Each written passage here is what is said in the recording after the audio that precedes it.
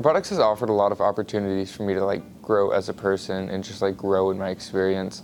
One of the biggest things it's taught me is just teamwork, leadership, and communication. Some things that make robotics intriguing are just making robots and making something that functions properly and just making something that works without you having to operate it. Some skills I believe that I have developed in robotics are working with teammates and just problem shooting and trying to create ideas for competitions. Robotics is something that's really unique to, I guess, the field. It's every year we get a different competition, we get a different game, and we're given the same resources every year to compete. And so having that experience and having to problem solve and having to go out there, I guess just build with just our minds and just work with one another, it's definitely something that's really unique.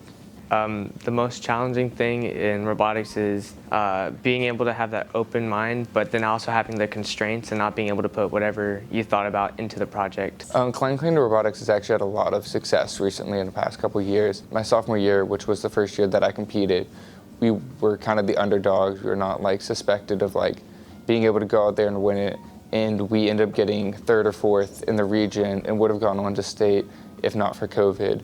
And then last year we came out and we did the same thing in regionals and we just blew everyone out of the water. We got first place by such a huge margin. And then we went on to state competition and we blew everyone out there and we got first in the state. And then we ended up getting fourth in the nation at nationals.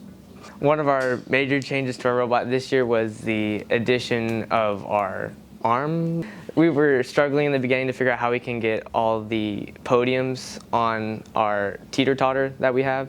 And before the break, we figured out that if we can just create an arm on the front, take away two motors, make it only two-wheel drive, and change two motors, one for the front claw and one for the back to lower down the teeter-totter, that can help us achieve our maximum amount of points. The most challenging thing has just, I guess, always been overcoming differences and throughout the year, trying to continuation. Last year we had our coder graduate. He was one of the best coders in state. He was absolutely amazing. And then he graduated. And so now this year we had to find a new coder. We had to communicate with him. We had to get him on that. And so it's definitely something that you have to overcome.